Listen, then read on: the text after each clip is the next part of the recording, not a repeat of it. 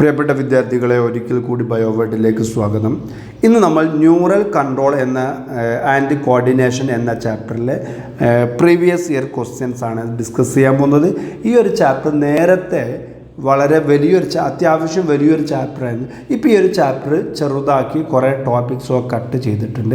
എന്നാലും നേരത്തെ വന്ന അതേപോലെ ചോദ്യങ്ങൾ ചോദിക്കുന്നുണ്ട്. അപ്പോൾ അതുകൊണ്ട് കുറഞ്ഞ ടോപ്പിക്സ് പഠിച്ച് എളുപ്പത്തിൽ ഈ ചാപ്റ്ററിൽ കംപ്ലീറ്റ് മാർക്ക് നമുക്ക് സ്കോർ ചെയ്യാൻ പറ്റും. അപ്പോൾ നിങ്ങൾ ചെയ്യേണ്ട ഒന്നിന് ട്രിക്സ് ആദ്യം പറഞ്ഞുതരാം, എന്നിട്ട് നമ്മൾ പ്രീവിയസ് ഇയർ ക്വസ്റ്റ്യൻസ് നോക്കാം. ഒന്നാമതായി വരിക ഈ ഒരു ന്യൂറോണിൻ്റെ ഘടനയുമായി ബന്ധപ്പെട്ട കാര്യങ്ങളാണ്. ഈ ന്യൂറോണിൻ്റെ പ്രത്യേകത, ഈ ന്യൂറോണിൻ്റെ ഉള്ളിൽ ഈ കാണുന്ന ഭാഗമാണ് സെൽ ബോഡി അല്ലേ.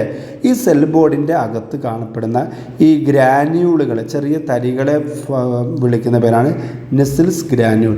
അത് ചിലപ്പോൾ ചോദിക്കാനുള്ള ഒരു സാധ്യതയുണ്ട്. ഓക്കെ, അതുപോലെ തന്നെ ഈ കാണുന്ന ട്യൂബാണല്ലോ ആക്സോൺ അല്ലേ. ഈ ആക്സോണിൻ്റെ ഇവിടെ ബ്ലാക്ക് കളറിൽ കുറേ ഡോട്ട്സ് ഉണ്ടെങ്കിൽ ഈ സെല്ലുകളെ വിളിക്കുന്ന പേരാണ് ഷ്വാൻ സെൽ എന്നാണ് വിളിക്കുക Schwann cell. So the axons are covered by Schwann cells. Okay, മൂന്നാമത് ക്വസ്റ്റ്യൻ ചോദിക്കുക, ഈ ഷ്വാൻ സെല്ലുകളാണ് ഈ കാണുന്ന മയലിൻ ഷീത്ത് പ്രൊഡ്യൂസ് ചെയ്യുന്നത്.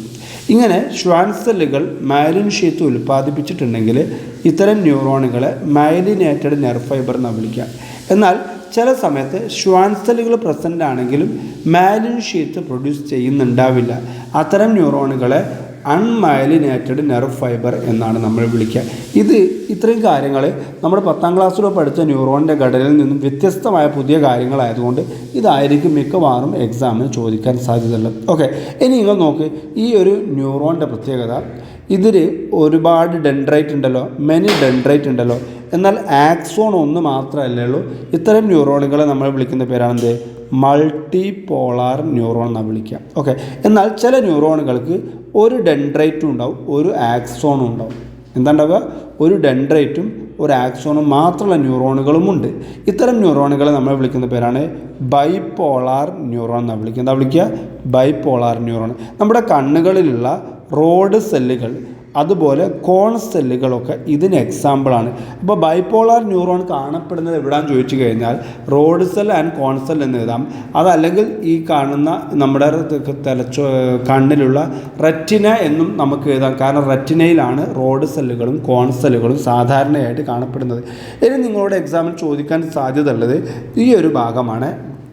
ഇതെന്താണെന്ന് ചോദിച്ചു കഴിഞ്ഞാൽ ഒരു ന്യൂറോണിൻ്റെ ആക്സോണാണിത്. ഈ ആക്സോണിലൂടെ മെസ്സേജുകൾ, ഇമ്പൾസുകൾ കടന്നു പോകുന്ന സമയത്തുള്ള മാറ്റങ്ങളെക്കുറിച്ചാണ് അധികവും എക്സാമിന് ചോദിക്കാറുള്ളത്. അപ്പോൾ ഇതൊരു ആക്സോണിൻ്റെ ഭാഗമാണെങ്കിൽ ഇത് ആക്സോണിൻ്റെ ഉൾഭാഗമാണല്ലോ. ഈ ആക്സോൺ, ഞാൻ പ്രധാനപ്പെട്ട പോയിന്റ് മാത്രമേ പറയുന്നില്ല. ഈ ആക്സോണിൻ്റെ ഉൾഭാഗത്ത് എപ്പോഴും എന്താ ഉണ്ടാവുക എന്നറിയോ? നെഗറ്റീവ് ചാർജ് ഉണ്ടാവുക. എപ്പോഴും ഈ ആക്സോണിലൂടെ ഇമ്പൾസുകളൊന്നും കടന്നു പോവാത്ത സമയത്ത്, റെസ്റ്റിംഗ് സമയത്ത്, എല്ലാ ന്യൂറോണുകളിലൂടെയും എപ്പോഴും മെസ്സേജുകൾ അല്ലെങ്കിൽ ഇമ്പൾസുകൾ കടന്നു പോവില്ലല്ലോ. അങ്ങനെ കടന്നു പോവാത്ത സമയത്തുള്ള ന്യൂറോണിനെ എന്താ വിളിക്കുക? റെസ്റ്റിംഗ് ന്യൂറോൺ എന്നാണ് വിളിക്കുക. എന്താ വിളിക്കുക? Resting neuron. റെസ്റ്റിംഗ് ന്യൂറോണിൻ്റെ ഉള്ളിൽ നെഗറ്റീവും പുറമെ പോസിറ്റീവും ചാർജാണ് ഉണ്ടാവുക. ഓക്കെ, അപ്പോൾ ഈ ഒരു ചാർജിലെ ഈ ഒരു വ്യത്യാസത്തെ നമ്മൾ വിളിക്കുന്ന പേരാണെന്ത്? റെസ്റ്റിംഗ് പൊട്ടൻഷ്യൽ എന്നാണ് നമ്മൾ വിളിക്കുക. അപ്പോൾ എക്സാമിൽ ചോദിക്കുകയാണ് വാട്ട് ഈസ് റെസ്റ്റിംഗ് പൊട്ടൻഷ്യൽ ചോദിച്ചാൽ it is the charge difference when in A resting neuron എന്ന് എഴുതിയാൽ മതി. സോ റെസ്റ്റിംഗ് പൊട്ടൻഷ്യൽ എങ്ങനെയാണ് കാണപ്പെടുന്നത്? ഉള്ളിൽ നെഗറ്റീവും പുറമെ പോസിറ്റീവും ചാർജാണ്. പിന്നെ എപ്പോഴാണ് ഒരു ഇമ്പൾസ് അല്ലെങ്കിൽ മെസ്സേജ് ഉണ്ടാവുമെന്ന് ചോദിച്ചു കഴിഞ്ഞാൽ നമ്മളതിൻ്റെ എക്സാം പോയിൻ്റ് ഓഫ് വ്യൂവിൽ വളരെ പെരിഫറലായിട്ടേ പറയുന്നുള്ളൂ കേട്ടോ. നിങ്ങൾ നന്നായി ടെക്സ്റ്റ് ബുക്കൊക്കെ വായിച്ച് പഠിക്കണം. ഓക്കെ, അപ്പോൾ ഇനി ഒരു ഇമ്പൾസ് വന്നു കഴിഞ്ഞാൽ എന്ത് സംഭവിക്കുമെന്നറിയോ? ഇതിൻ്റെ പുറമെ ഒരുപാട് എന്തുണ്ടെന്നറിയോ? Na+ ഉണ്ട്. എന്തുണ്ട്? Na+ ഉണ്ട്. ഈ Na+ എന്ത് ചെയ്യും? ഉള്ളിലോട്ട് പെട്ടെന്ന് ഒഴുകും. അങ്ങനെ പെട്ടെന്ന് ഒഴുകുന്ന സമയത്ത് എന്ത് സംഭവിക്കുമെന്നറിയോ? ഈ സ്റ്റിമുലസ് ഉള്ള ഭാഗത്ത് എന്ത് ചെയ്യും? ഉള്ളിൽ പോസിറ്റീവ് ചാർജും പുറമെ എന്തുമായി മാറും? നെഗറ്റീവായി മാറും. ഒരു ചാർജിൻ്റെ വ്യത്യാസം ഇവിടെ ഉണ്ടാകും. ഈ ഒരു വ്യത്യാസത്തെ വിളിക്കുന്ന പേരാണെന്ത്? ആക്ഷൻ പൊട്ടൻഷ്യൽ എന്നാണ് നമ്മൾ വിളിക്കുക. എന്താ വിളിക്കുക? ആക്ഷൻ പൊട്ടൻഷ്യൽ എന്നാണ് നമ്മൾ വിളിക്കുക. ഓക്കെ, അപ്പോൾ ഈ ഒരു ഇതുമായി ബന്ധപ്പെട്ട ചോദ്യങ്ങൾ നമ്മൾ ടോപ്പിക്സ് കംപ്ലീറ്റ്ലി ഈ ഒരു വീഡിയോയിലൂടെ ഡിസ്കസ് ചെയ്യാൻ ഉദ്ദേശിക്കുന്നില്ല. ക്വസ്റ്റ്യൻസ് പരിചയപ്പെടാൻ വേണ്ടിയുള്ള സെഷനാണ്. അപ്പോൾ നിങ്ങൾക്ക് ആ ഒരു സെഷൻസൊക്കെ അത്ര തന്നെ ചിലപ്പോൾ ക്ലിയർ ആയിട്ടുണ്ടാവില്ല. അതുകൊണ്ട് നിങ്ങൾ വേറെ വീഡിയോസൊക്കെ നമ്മുടെ ചാനലിൽ തന്നെ ഉള്ളതുണ്ടാവും. അതുപോലെ തന്നെ ഒക്കെ കണ്ടൻസൊക്കെ റെഡിയാക്കണം കേട്ടോ. അതുപോലെ തന്നെ ഒരു ന്യൂറോൺ നമ്മളിപ്പോൾ പറഞ്ഞല്ലോ, പിന്നെ ഇതാ ഈ കാണുന്ന ഭാഗമാണെന്ത് സിനാപ്റ്റിക് നോബ് എന്ന് വിളിക്കുന്നത്. ഈ സിനാപ്റ്റിക് നോബിൻ്റെ ഒരു ചിത്രം നമുക്കിവിടെ ടെക്സ്റ്റ് ബുക്കിലുണ്ട്.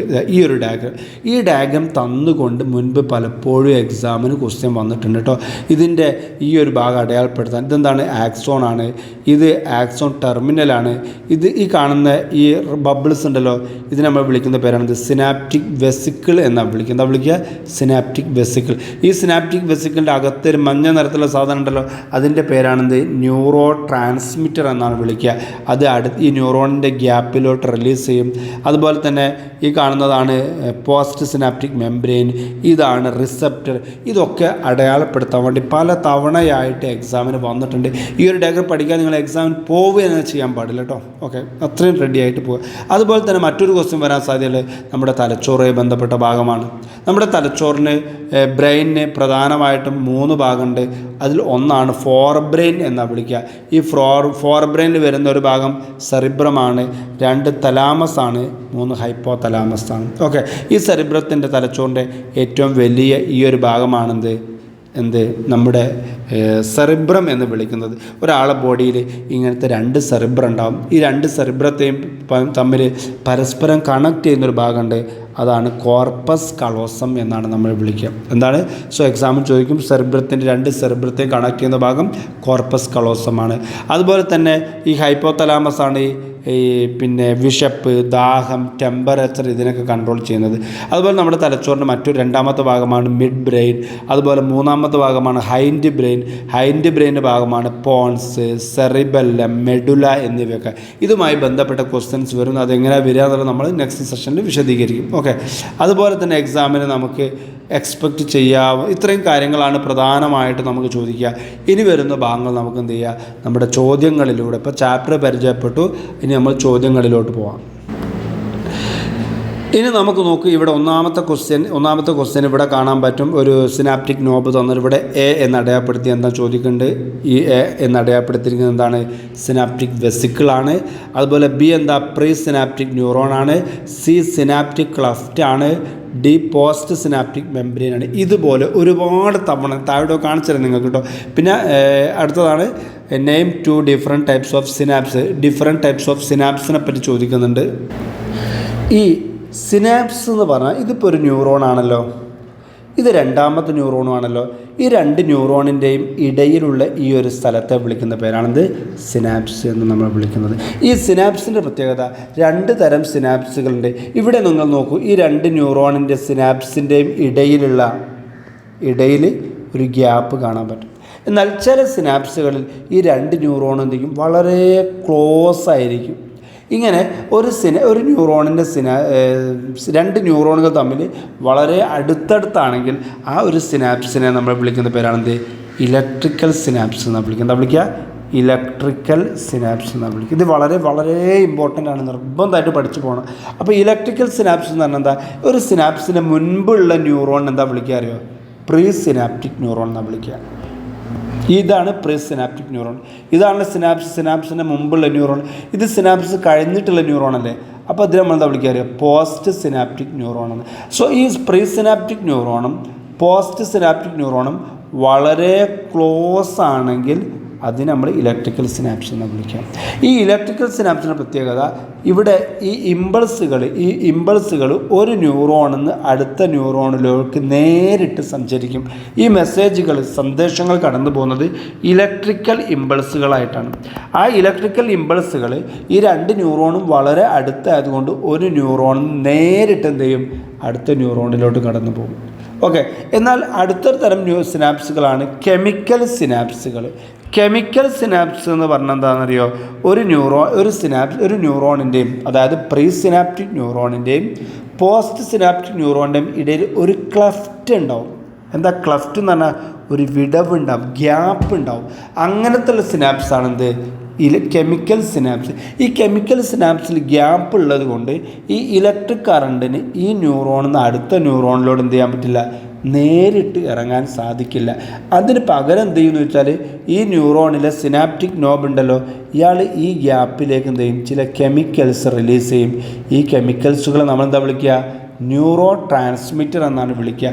അങ്ങനെ ന്യൂറോ ട്രാൻസ്മിറ്ററുകളുടെ സഹായത്തോടെ ഇമ്പൾസുകൾ കടത്തിവിടുന്ന ഇത്തരം സിനാപ്സുകൾ എന്താ വിളിക്കുക? കെമിക്കൽ സിനാപ്സ് എന്നാ വിളിക്കുക. ഈ കെമിക്കൽ സിനാപ്സുകൾ ഇലക്ട്രിക്കൽ സിനാപ്സുകളേക്കാൾ വേഗത കുറവായിരിക്കും എന്നുകൂടി ഓർത്ത് വെക്കുക. ഇത് മിക്കവാറും എക്സാമിന് നിങ്ങൾക്ക് എക്സ്പെക്റ്റ് ചെയ്യാവുന്ന ഒരു ക്വസ്റ്റ്യനാണ്. നന്നായി പഠിക്കാതെ പോവുകയും ചെയ്യാൻ പാടില്ല നിങ്ങൾ. ഇനി വരുന്ന ചോദ്യങ്ങളോ പരിചയപ്പെടാൻ വേണ്ടി നമുക്ക് എളുപ്പത്തിൽ ക്വസ്റ്റ്യൻസ് ഡിസ്കസ് ചെയ്യാൻ വേണ്ടിയുള്ള ചെറിയ ടോപ്പിക്ക് പറയുകയാണ്. ഇതാണ് നമ്മുടെ നെർവസ് സിസ്റ്റം അല്ലെങ്കിൽ നാഡീവ്യവസ്ഥ, നമ്മുടെ തലച്ചോറൊക്കെ ഉൾപ്പെടുന്നത്. ഈ നാഡീവ്യവസ്ഥയെ നമുക്ക് രണ്ടായി തരംതിരിക്കാം, CNSഉം PNSഉം. CNS എന്ന് പറഞ്ഞാൽ സെൻട്രൽ ന്യൂറൽ സിസ്റ്റം എന്ന് പറഞ്ഞാൽ നമ്മുടെ നാഡീവ്യവസ്ഥയുടെ ഏറ്റവും പ്രധാനപ്പെട്ട ഭാഗമാണ് എന്ന് പറഞ്ഞാൽ, അതായത് നമ്മുടെ ബ്രെയിൻ, നമ്മുടെ തലച്ചോറും അതിൽ നിന്ന് താഴോട്ട് പോകുന്ന സുഷുമ്ന നാഡി ഉണ്ടല്ലോ, ഇത് രണ്ടും ചേർന്നാൽ എന്തായി? സെൻട്രൽ ന്യൂറൽ സിസ്റ്റമായി, കേന്ദ്ര നാഡീ വ്യവസ്ഥ. അപ്പോൾ CNSൽ വരുന്നത് എന്താ? ഒന്ന് നമ്മുടെ ബ്രെയിൻ, രണ്ട് നമ്മുടെ സ്പൈനൽ കോഡ്. ഓക്കെ, ഇത് രണ്ടുമാണ് നാഡീവ്യവസ്ഥയുടെ ഏറ്റവും പ്രധാനപ്പെട്ട ഭാഗം. ഈ സ്പൈനൽ കോഡ് നമ്മുടെ നട്ടെല്ലിൻ്റെ ഉള്ളിലൂടെ താഴോട്ട് കടന്നു പോകുന്ന തലച്ചോറിൻ്റെ ഭാഗമാണ്. ഓക്കെ, ഇതാണ് കേന്ദ്രമായ ഭാഗം. അതുകൊണ്ടാണ് ഇതിനെ CNS എന്ന് വിളിക്കുന്നത്. ഇനി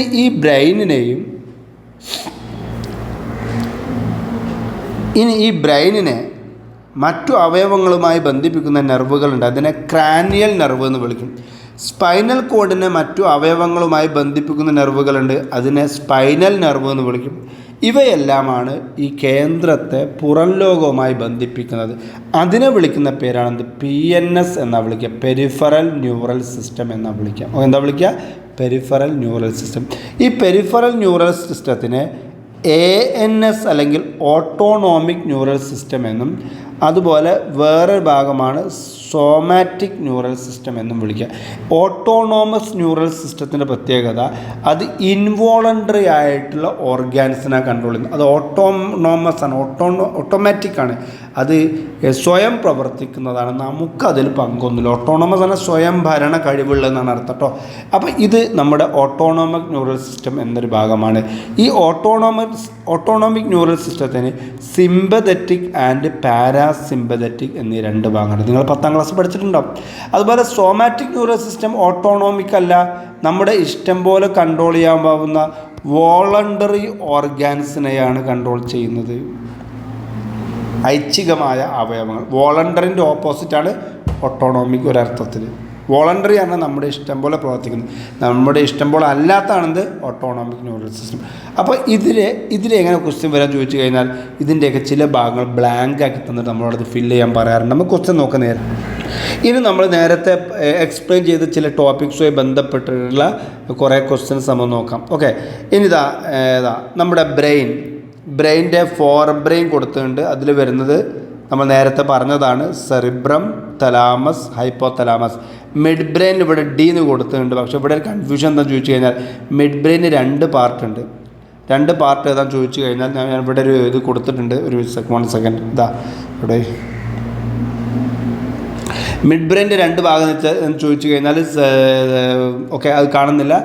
കോർപ്പോറ ക്വാഡ്രിജെർമിന, അതുപോലെ സെറിബ്രൽ അക്വഡക്റ്റ് എന്നീ 2 ഭാഗങ്ങൾ mid ബ്രെയിനുണ്ട്.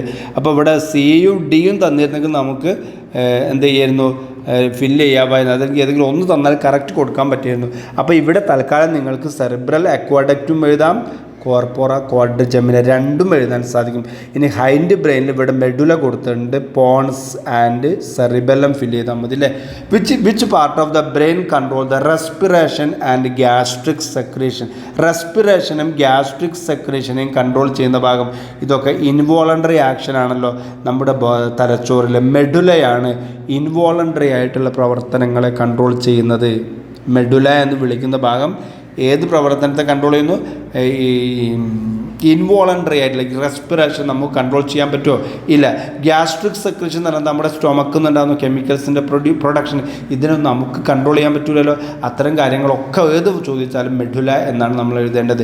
Distinguish between electrical and chemical synapse 2019 ചോദിച്ച 2 മാർക്കിൻ്റെ ക്വസ്റ്റ്യനാണ്. ഇലക്ട്രിക്കൽ സിനാപ്സും കെമിക്കൽ സിനാപ്സും തമ്മിലുള്ള വ്യത്യാസം എന്താ? ഇലക്ട്രിക്കൽ സിനാപ്സിലെ പ്രീ സിനാപ്റ്റിക് ന്യൂറോണും പോസ്റ്റ് സിനാപ്റ്റിക് ന്യൂറോണും എന്താണ്? വളരെ ക്ലോസ് ആണ്. കെമിക്കൽ സിനാപ്സിൽ പ്രീ സിനാപ്റ്റിക് ന്യൂറോണിൻ്റെയും പോസ്റ്റ് സിനാപ്റ്റിക് ന്യൂറോണിൻ്റെയും ഇടയിൽ there is a fluid field cavity എന്ന് നമ്മൾ എഴുതേണ്ടി വരും. ഓക്കെ, ഇനി അടുത്തൊരു ക്വസ്റ്റ്യൻ എന്താ ഇവിടെ ഈ ഫ്ലോ ചാർട്ട് കംപ്ലീറ്റ് ചെയ്യാൻ വേണ്ടി പറയുന്നുണ്ട്. സെൻട്രൽ ന്യൂറൽ സിസ്റ്റത്തിൻ്റെ 2 ഭാഗം ബ്രെയിനാണ് ഇവിടെ ഒന്ന് കൊടുത്തത്. അപ്പോൾ രണ്ടാമതായി സ്പൈനൽ കോഡ് കാണിക്കണം. ഇനി പെരിഫറൽ ന്യൂറൽ സിസ്റ്റം അല്ലേ, PNS ആണ് ഇവിടെ വരേണ്ടത്. നാഡീവ്യവസ്ഥയ്ക്ക് 2 ഭാഗമുണ്ട്, സെൻട്രൽ ന്യൂറൽ സിസ്റ്റവും peripheral neural system. Peripheral neural സിസ്റ്റത്തിൻ്റെ ഒരു ഭാഗമാണ് സോമാറ്റിക് ന്യൂറൽ സിസ്റ്റം, രണ്ടാമത്തെ ഭാഗമാണ് നേരത്തെ നമ്മൾ പറഞ്ഞതുപോലെ autonomic neural system. Autonomic neural സിസ്റ്റത്തിൻ്റെ 2 ഭാഗമാണ് സിമ്പതറ്റിക്കും പാരാസിമ്പതറ്റിക്കും. എങ്ങനെയാണ് ക്വസ്റ്റ്യൻ വരുന്നത് നിങ്ങൾക്ക് മനസ്സിലായല്ലോ. അതുപോലെ ഇത് 2018 അതേ 2018 ഇംപ്രൂവ്മെൻ്റ് എക്സാമിൽ വന്നിരിക്കുന്ന ക്വസ്റ്റ്യൻ സെൻട്രൽ ന്യൂറൽ സിസ്റ്റത്തിൻ്റെ 2 ഭാഗം ബ്രെയിനും 2 ഇവിടെ സ്പൈനൽ കോഡ്. അതുപോലെ ബ്രെയിനിൻ്റെ 3 ഭാഗം ഫോർ ബ്രെയിൻ, ഇവിടെ മിഡ് ബ്രെയിൻ കൊടുക്കണം, ഇവിടെ മിഡ് ബ്രെയിൻ അല്ലേ. അതുപോലെ ഇവിടെ ഹൈൻഡ് ബ്രെയിൻ. മിഡ് ബ്രെയിൻ്റെ ഏതെങ്കിലും ഒരു ഭാഗത്തിൻ്റെ പേര് ചോദിച്ചിട്ടുണ്ട്. ഫോർ ബ്രെയിൻ്റെ സെറിബ്രവും ഹൈപ്പോ തലാമസും കൊടുത്തിട്ടുണ്ട്. അപ്പോൾ ഇവിടെ വരിക തലാമസ് ആണ് കൊടുക്കേണ്ടത്. അതുപോലെ തന്നെ ഹൈൻഡ് ബ്രെയിനിൽ സെറിബെല്ലം കൊടുത്തിട്ടുണ്ട്. അപ്പോൾ ഇവിടെ 2 ഫില്ല് ചെയ്യാണ്ട് ഇവിടെ പോൺസും മെഡുലയും നമുക്ക് അടയാളപ്പെടുത്താൻ സാധിക്കും. അതുപോലെ തന്നെ നേരത്തെ വന്ന സെയിം ക്വസ്റ്റ്യൻസ് ഇത് ഫുൾ അല്ലല്ലേ. ഓക്കെ, നമുക്ക് നെക്സ്റ്റ് ക്വസ്റ്റ്യൻ നോക്കാം. 2017 ഒരു ക്വസ്റ്റ്യനാണ്. Cerebral hemisphere of the human brain are connected by. നമ്മുടെ തലച്ചോറിൻ്റെ 2 സെറിബ്രൽ ഹെമിസ്ഫിയറുകളെ, സെറിബ്രം 2 ഉണ്ടല്ലോ, അവയെ കണക്ട് ചെയ്യുന്ന ഭാഗത്തെ പേര് കോർപ്പസ് കലോസമാണ്. അതുപോലെ വീണ്ടും ഇതാണ് ഇവിടെ ഈ സിനാപ്റ്റിക് നോബിൻ്റെ ചിത്രം തന്നിട്ടുണ്ട്. ഇത് ആക്സോൺ ടെർമിനലാണ്, ഇത് സിനാപ്റ്റിക് വെസിക്കിളാണ്, ഇത് പോസ്റ്റ് സിനാപ്റ്റിക് മെംബ്രെയിനാണ്, ഇത് ന്യൂറോ ട്രാൻസ്മിറ്ററാണ്. ഇങ്ങനെ ഫില്ല് ചെയ്യും. ഇവിടെ വന്ന് വേറൊരു ക്വസ്റ്റ്യൻ നോക്കൂ. ഫോർ ബ്രെയിൻ്റെ പാർട്സ് സെറിബ്രം, തലാമസ്, ഇവിടെ ഹൈപ്പോ തലാമസ് എഴുതണം. ഹൈൻഡ് ബ്രെയിൻ്റെ ഭാഗങ്ങൾ പോൺസ്, മെഡുല. അപ്പോൾ ഇവിടെ എന്ത് എഴുതണം? ഇവിടെ പോൺസ്, മെഡുല ആൻഡ് സെറിബൽ അല്ലേ. Which one of the above parts of the brain that control the gastric secretion. ഗ്യാസ്ട്രിക് സെക്രീഷനെ കൺട്രോൾ ചെയ്യുന്നത് ഇവിടെ കാണപ്പെടുന്ന മെഡുലയാണ് കേട്ടോ. ഗ്യാസ്ട്രിക് സെക്രീഷൻ എന്ന് പറഞ്ഞാൽ നമ്മുടെ സ്റ്റൊമക്കിൽ നിന്നുള്ള ഡൈജഷന് വേണ്ടി സഹായിക്കുന്ന ഭാഗങ്ങൾ കെമിക്കൽസ് ആണ് കേട്ടോ. ഓക്കെ, ഈ PDF തന്നെ ചില ഭാഗങ്ങൾ നമ്മുടെ സിലബസ് അപ്ഡേറ്റ് ചെയ്യുന്നതിന് മുൻപ് വന്ന ഭാഗങ്ങളുണ്ട്. അതുകൊണ്ട് ഈ 23ാമത്തെ ക്വസ്റ്റ്യനിലൊക്കെ പാർട്ട് A എക്സാമിന് നമുക്ക് ഇല്ലാത്ത ഭാഗങ്ങളാണ്. ഓക്കെ, ഇനി എക്സാമിൽ ചോദിച്ചിരിക്കുന്നത് ഹൈപ്പോ തലാമസിൻ്റെ ഫങ്ഷൻ ചോദിക്കുന്നുണ്ട്. ഹൈപ്പോ തലാമസിൻ്റെ ഫങ്ഷൻ ടെമ്പറേച്ചർ, അതുപോലെ തന്നെ വിശപ്പ്, ദാഹം ഇവയൊക്കെ കൺട്രോൾ ചെയ്യുന്നുണ്ട്. ആക്സോണിൻ്റെ ഫങ്ഷൻ എന്താണ്? സെൽ ബോഡിയിൽ നിന്നും ഇമ്പൾസുകളെ അടുത്ത ന്യൂറോണിലോട്ട് കടത്തിവിടുന്ന ആരാണ്? ആക്സോണുകളാണ്. ഓക്കെ, അതുപോലെ തന്നെ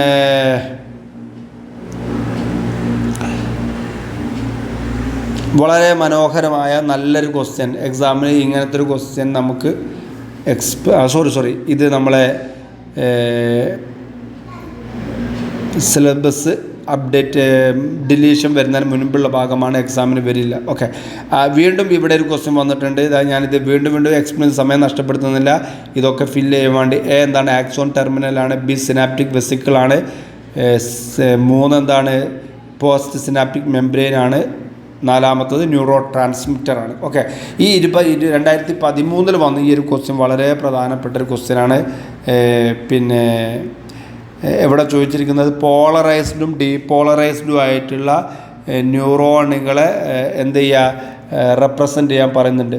പോളറൈസ്ഡ് ന്യൂറോൺ എന്ന് പറഞ്ഞാൽ റെസ്റ്റിംഗ് ന്യൂറോൺ എന്ന് പറഞ്ഞാൽ ഇമ്പൾസ് കടന്നു പോകാൻ സമയത്തുള്ള ന്യൂറോണില്ലേ, ആ റെസ്റ്റിംഗ് ന്യൂറോണിൻ്റെ പ്രത്യേകത എന്താ? അതിൻ്റെ ഉള്ളിൽ എന്താ ഉണ്ടാവുക? നെഗറ്റീവ് ചാർജ് ഉണ്ടാവുക. പുറമെയോ പോസിറ്റീവ് ചാർജാണ് ഉണ്ടാവുക. ഇതാണ് റെസ്റ്റിംഗ് പൊട്ടൻഷ്യൽ ചോദിച്ചാൽ ഈ ചിത്രമാണ് വരയ്ക്കേണ്ടത്. രണ്ടാമതേ ചോദിച്ചിരിക്കുന്നത് ഇവിടെ എന്താണ്? ഈ റെസ്റ്റിംഗ് പൊട്ടൻഷ്യലുള്ള ഈ ന്യൂറോൺ നമ്മൾ എന്താ വിളിക്കുക? പോളറൈസ്ഡ് ന്യൂറോൺ എന്നാണ് വിളിക്കട്ടെ മക്കളെ. എന്താ വിളിക്കുക? പോളറൈസ്ഡ് ന്യൂറോൺ ഇങ്ങനെയാണ് ഉണ്ടാവുക. ഓക്കെ, ഇനി ഡീപോളറൈസ്ഡ് എന്ന് പറഞ്ഞാൽ എന്താ ഉദ്ദേശിക്കുന്നതെന്ന് അറിയോ? ഇവിടെ ഒരു സ്റ്റിമുലസ് ഉണ്ടായിക്കഴിഞ്ഞാൽ, ഒരു ഉദ്ദീപനം ഉണ്ടായിക്കഴിഞ്ഞാൽ ഈ ന്യൂറോണിൻ്റെ ഉള്ളിൽ എന്താവും? നെഗറ്റീവ് ഉള്ള എന്ത് ചെയ്യും? പോസിറ്റീവായിട്ട് മാറും. അതുപോലെ പുറം എന്ത് ചെയ്യും? നേരത്തെ ഉണ്ടായിരുന്ന പോസിറ്റീവ് എന്ത് ചെയ്യും? നെഗറ്റീവായിട്ട് മാറും. അപ്പോൾ അവിടുത്തെ പൊളാരിറ്റി എന്ത് ചെയ്തു, മാറിയല്ലോ. അതാണ് ഡീപോളറൈസ്ഡ് മെംബ്രെയിൻ എന്ന് നമ്മൾ വിളിക്കുന്നത്. എന്താ വിളിക്കുക? ഡീപോളറൈസ്ഡ് മെംബ്രെയിൻ എന്ന് നമ്മൾ വിളിക്കുന്നത്. ഓക്കെ, അതുപോലെ തന്നെ അപ്പോൾ ഈ രൂപത്തിലുള്ള ക്വസ്റ്റ്യൻസ് നമുക്ക് എക്സ്പെക്റ്റ് ചെയ്യാവുന്നതാണ്. Electric current fade away as they pass along a wire but nerve impulses do not fade as they pass along the neuron. Okay, എന്തുകൊണ്ടായിരിക്കും ഇതിന് കാരണം? ഇവിടെ ഓക്കെ, ഇലക്ട്രിക് കറണ്ട് വയറിലൂടെ കടന്നു പോകുമ്പോൾ അതിങ്ങനെ അതിൻ്റെ ഇൻറ്റൻസിറ്റി കുറഞ്ഞു വരില്ലേ, അതായത് പ്രസരണ നഷ്ടം ഉണ്ടാവുമല്ലോ. എന്നാൽ എന്ത് ചെയ്യില്ല, ഈ നെർവ് ഇമ്പൾസുകൾ ന്യൂറോണുകളിലൂടെ കടന്നു പോകുന്ന സമയത്ത് അതിനെന്തുണ്ടാവില്ല, അവ ഫെയ്ഡ് ആവില്ല എന്ന് പറയാൻ കാരണം എന്താണെന്നറിയോ? ഈ നെർവ് ഇമ്പൾസിലെ ആക്സോണിൻ്റെ പുറമെ എന്തുണ്ട്, മാലിൻ ഷീത്ത് ഉണ്ടല്ലോ. ഈ മാലിൻ ഷീത്ത് ഉള്ളത് കൊണ്ട് അതൊരു ഇൻസുലേറ്ററായി പ്രവർത്തിക്കുകയും അതിലൂടെയുള്ള ഇമ്പൾസുകളൊന്നും ഫെയ്ഡ് ചെയ്യാതെ നമ്മളെ പ്രൊട്ടക്റ്റ് ചെയ്യുകയും ചെയ്യുന്നു. അതാണ് ഇവിടെ ചോദിച്ചിരിക്കുന്നത്. ഇത് വളരെ പ്രധാനപ്പെട്ട ഒരു ക്വസ്റ്റ്യനാണ്, മിക്കവാറും എക്സാമിന് വരാൻ സാധ്യതയുണ്ട്. ഓക്കെ, അതുപോലെ തന്നെ ഇവിടെ കൊടുത്തിരിക്കുന്ന ഈ പോയിന്റുകൾ arrange the following processes in nerve impulse conduction in a sequential way. ഈ ഒരു പ്രോസസ്സുകളെ സീക്വൻഷ്യൽ വെരി 5 സ്റ്റെപ്പ് ഉണ്ട്. ഇതിന് ആദ്യം നടക്കുന്നത് ഏതാണ് എന്ന ക്രമത്തിൽ നമുക്ക് എഴുതണം. ഈ രൂപത്തിലായിരിക്കും ഈ പ്രാവശ്യം എക്സാം ഡിഫിക്കൽട്ട് ആക്കുന്നതിൻ്റെ ഭാഗമായിട്ട് അവർ ക്വസ്റ്റ്യൻസിൽ ഡിഫറൻസ് വരുത്തിട്ടോ. അപ്പോൾ ഇവിടെ ആദ്യം നടക്കുന്നത് എന്താ? പിന്നെ മെയിൻ്റനൻസ് ഓഫ് റെസ്റ്റിംഗ് പൊട്ടൻഷ്യൽ അല്ലേ. ആദ്യം എല്ലാ ന്യൂറോണും എങ്ങനെ ഉണ്ടാവുക? റെസ്റ്റിംഗ് പൊട്ടൻഷ്യൽ ആയിരിക്കും അല്ലേ. അതുപോലെ തന്നെ അതിൻ്റെ മുൻപ് ഈ റെസ്റ്റിംഗ് പൊട്ടൻഷ്യൽ ഉണ്ടാവണമെങ്കിൽ അതിൻ്റെ മുൻപ് എന്ത് വേണം? Na+K+ പമ്പ് വർക്ക് ചെയ്യണം കേട്ടോ. Na+K+ പമ്പ് വർക്ക് ചെയ്തിട്ട് അതുവഴി maintenance of the resting potential നിലനിർത്താൻ സാധിക്കും. ഓക്കെ, അങ്ങനെ റെസ്റ്റിംഗ് പൊട്ടൻഷ്യൽ, അതായത് പുറമെ പോസിറ്റീവും അകത്ത് നെഗറ്റീവുമായിട്ട് സുഖിച്ചിങ്ങനെ ന്യൂറോൺ നിൽക്കല്ലേ, ആ സമയത്താണ് എന്ത് സംഭവിക്കുന്നത്? ഒരു സ്റ്റിമുലസ് ഉണ്ടാവുന്നില്ലേ. സ്റ്റിമുലസ് ഉണ്ടാവുമ്പോൾ മാത്രം എന്ത് ചെയ്യും? ഈ റെസ്റ്റിംഗ് ന്യൂറോൺ ആക്ഷനിലോട്ട് പോകല്ലേ. അപ്പോൾ ഇതാണ് ഈ stimulus received and influx of Na+. അങ്ങനെ സ്റ്റിമുലസ് ഉണ്ടായാൽ എന്ത് ചെയ്യും? ഉള്ളിലോട്ട് Na+ എന്ത് ചെയ്യും? ഒഴുകും. അങ്ങനെ ഒഴുകിക്കഴിഞ്ഞാൽ അവിടെ ചാർജ് വ്യത്യാസം ഉണ്ടാവും. അങ്ങനെ ആക്ഷൻ പൊട്ടൻഷ്യൽ ഡെവലപ്പ് ചെയ്യും. ആക്ഷൻ പൊട്ടൻഷ്യൽ ഡെവലപ്പ് ചെയ്ത് കഴിഞ്ഞാൽ ഇമ്പൾസ് ഉണ്ടാവും. ആ ഇമ്പൾസ് ഇങ്ങനെ പോയിട്ട് എവിടെ എത്തും? സിനാപ്സിൽ എത്തിക്കഴിഞ്ഞാൽ അത് കെമിക്കൽ സിനാപ്സ് ആണെങ്കിൽ ഇമ്പൾസ് നേരിട്ട് പോകാൻ പറ്റുമോ? ഇല്ലല്ലോ. അങ്ങനെ എത്തിക്കഴിഞ്ഞാൽ അവിടെ എന്ത് ചെയ്യും? സിനാപ്റ്റിക് വെസിക്കിൾ ബേസ്റ്റ് ചെയ്തിട്ട് ആ സിനാപ്റ്റിക് ന്യൂറോ ട്രാൻസ്മിറ്റർ ആ സിനാപ്സിലോട്ട് റിലീസ് ചെയ്യപ്പെടും. അപ്പോൾ ഈ ഒരു പോയിൻ്റ് ഇത് നിങ്ങൾ നിർബന്ധമായിട്ടും ഈ സ്റ്റെപ്സുകൾ കൃത്യമായിട്ട് പഠിച്ചു പോകണം. സമാനമായ ക്വസ്റ്റ്യൻസ് വന്നിട്ടുണ്ടെങ്കിൽ അതുകൂടി നമുക്ക് പഠിച്ചു പോകണം. ഞാനിതാ ഈ ഒരു ഭാഗം നേരത്തെ വന്ന അതേ രൂപത്തിൽ ബ്രെയിൻ്റെ fore brain, mid brain, hind ബ്രെയിന് അതിൻ്റെ ഭാഗങ്ങളും ഇവിടെ ഫങ്ഷൻ കൊടുത്തിട്ടുണ്ട് കേട്ടോ. സെറിബ്രത്തിൻ്റെ ഫങ്ഷൻ CD കൊടുത്തിട്ടുണ്ട്. ഇത് വളരെ ഡിഫറൻ്റ് ആയ ക്വസ്റ്റ്യനാണ്. സെറിബ്രത്തിൻ്റെ ഫങ്ഷൻ എന്താ? സെൻസ് ഓർഗാൻസുകളെ കൺട്രോൾ ചെയ്യുന്നുണ്ട് അല്ലേ. അതുപോലെ തന്നെ വേറെന്തുണ്ട്? നമ്മുടെ മെമ്മറി, കമ്മ്യൂണിക്കേഷനെ കൺട്രോൾ ചെയ്യുന്നുണ്ട് അല്ലേ. അതുപോലെ തന്നെ കോർപ്പറ ക്വാഡ്രിജെമിനയുടെ പ്രത്യേകത കൊടുത്തിട്ടുണ്ട്. മെഡുല ഒബ്ലോങ്കേറ്റയുടെ റെസ്പിറേഷൻ, ഗ്യാസ്ട്രിക് സെക്രീഷനൊക്കെ കൺട്രോൾ ചെയ്യുന്നു. ഓക്കെ, ഇനി കണ്ടോ നിങ്ങൾ ബാക്കോട്ട് 2012 എത്തിയപ്പോൾ ക്വസ്റ്റ്യൻസ് അല്പം ഡിഫിക്കൽട്ടായി കൊടുത്ത് കണ്ടില്ലേ. ഓക്കെ, ഇനി ഓക്കെ ലാസ്റ്റ് ക്വസ്റ്റ്യനാണ് ഇവിടെ. Identify A and B. Okay, പിന്നെ ഇത് 2 തരം സിനാപ്സുകളാണ്. നമ്മുടെ ടെക്സ്റ്റ് ബുക്കിലൊന്നും ഇല്ലാത്തൊരു ചിത്രമാണ്. അപ്പോൾ അതുകൊണ്ട് ഇത് വരുമെന്നൊന്നും പറയാൻ പറ്റില്ല. എന്നാലും A എന്ന് പറഞ്ഞാൽ എന്താണ്? ഇലക്ട്രിക്കൽ സിനാപ്സ് ആണ്. Bയോ കെമിക്കൽ സിനാപ്സ് ആണ്. Aയിൽ ഫാസ്റ്ററാണ്. Impulse transmission in A is faster, Bയിൽ സ്ലോ ആണ്. എന്തുകൊണ്ടാണ്? Aയിൽ എന്താണ്? ഒരു ന്യൂറോണുകളും ഒരു പ്രീ സിനാപ്റ്റിക് ന്യൂറോണും പോസ്റ്റ് സിനാപ്റ്റിക് ന്യൂറോൺ വളരെ ക്ലോസ് ഫീച്ചർ ആയതുകൊണ്ട് ഇമ്പൾസ് ട്രാൻസ്മിഷൻ വളരെ ഫാസ്റ്റായി നടക്കും. എന്നാൽ ഇവിടെ എന്തുണ്ട്? There is a synaptic cleft. അതുകൊണ്ട് അവിടെ കെമിക്കൽ സിനാപ്സ് ഒക്കെ ഡെവലപ്പ് ചെയ്തിട്ട് വരുമ്പോഴേക്കും ഇമ്പൾസ് ട്രാൻസ്മിഷൻ സ്ലോ ആയിട്ട് നടക്കുകയാണ് ചെയ്യുക. Okay, name the chemical substance that help in transmission of the impulse. അതിനെന്താ വിളിക്കുക? ന്യൂറോ ട്രാൻസ്മിറ്റർ എന്ന് വിളിക്കും. ന്യൂറോ ട്രാൻസ്മിറ്ററിൻ്റെ എക്സാമ്പിൾ ഏതാണ്? അസറ്റൈൽ കൊളൈനാണ്. ഇത്രയാണ് എക്സാമിന് നമുക്ക് നിർബന്ധമായിട്ടും എക്സ്പെക്റ്റ് ചെയ്യാവുന്നത്. മിക്കവാറും ഈ ഒരു പ്രീവിയസ് ഇയർ ക്വസ്റ്റ്യൻ നോക്കിയാൽ തന്നെ ഈ ഒരു ചാപ്റ്റർ നിങ്ങൾക്ക് എന്തായാലും ആൻസർ ചെയ്യാൻ സാധിക്കേണ്ടതാണ്. നിങ്ങൾ നന്നായി പ്രിപ്പയർ ചെയ്യുക. അതുപോലെ തന്നെ ആക്ഷൻ പൊട്ടൻഷ്യലൊക്കെ നന്നായി പഠിക്കുക, റെസ്റ്റിംഗ് പൊട്ടൻഷ്യൽ പഠിക്കുക, പോളറൈസ്ഡ് ന്യൂറോൺ പഠിക്കുക, ഡീപോളറൈസ്ഡ് ന്യൂറോൺ മനസ്സിലാക്കണം. ആക്ഷൻ പൊട്ടൻഷ്യലും അതിൻ്റെ ചിത്രങ്ങളൊക്കെ നമുക്ക് ഐഡൻറ്റിഫൈ ചെയ്യാനൊക്കെ സാധിക്കണം. എല്ലാവരും വെൽ പ്രിപ്പയർഡ് ആവുക. എല്ലാവർക്കും അടുത്തൊരു സെഷനുമായി കാണുന്നത് വരെ ഒരിക്കൽ കൂടി ബായ്.